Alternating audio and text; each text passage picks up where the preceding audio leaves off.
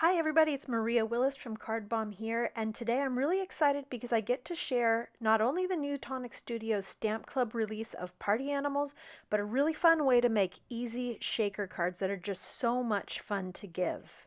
Now here's a closer look at this Party Animals stamp and die bundle from Tonic Studios.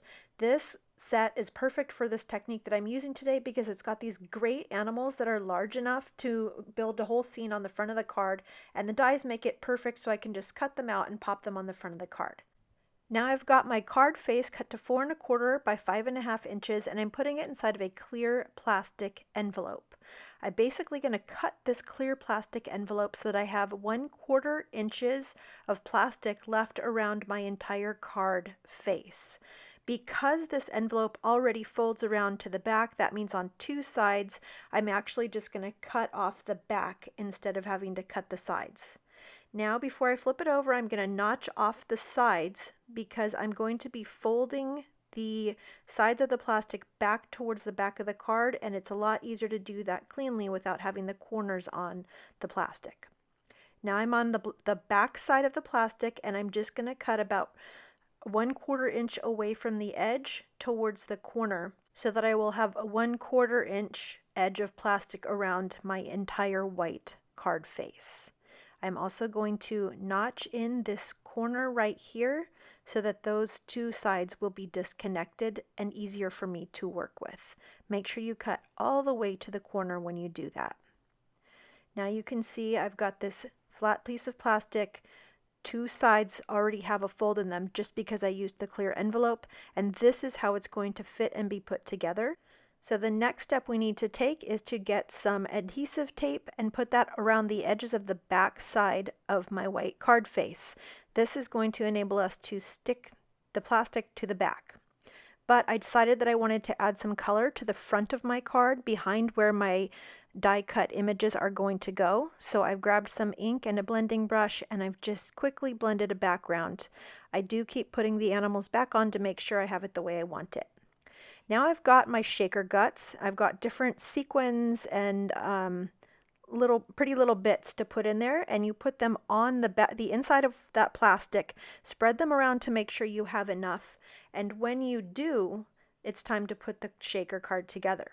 So I've peeled off the release paper from one side of my adhesive tape, and now I'm just sliding that tightly into the plastic sheet, making sure that it's tight to the fold.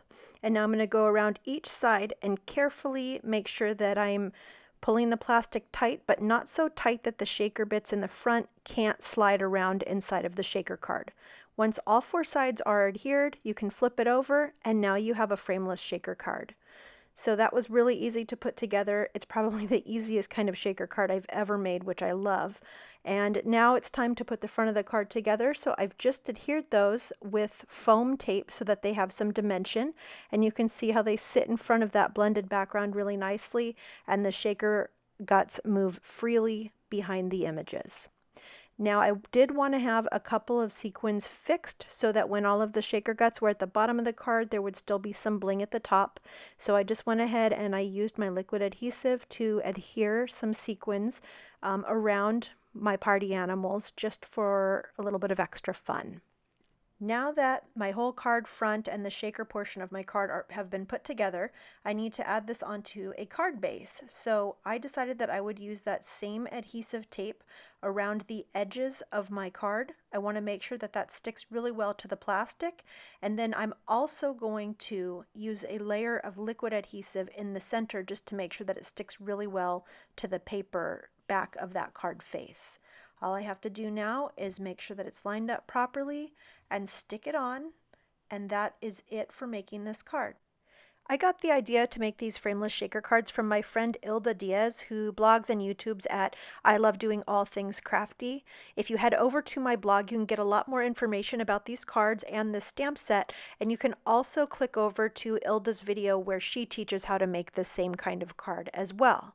If you enjoyed this video tutorial today, I hope that you'll consider subscribing to my channel. Remember to click that bell so that you'll get notified every time I post videos in the future. If you're interested in any of the products that I've used today, I've linked them all in the comments below, so feel free to go ahead and check those out. If you have questions, leave me a comment and I'll get back to you as soon as I can. Bye you all and have an amazing day.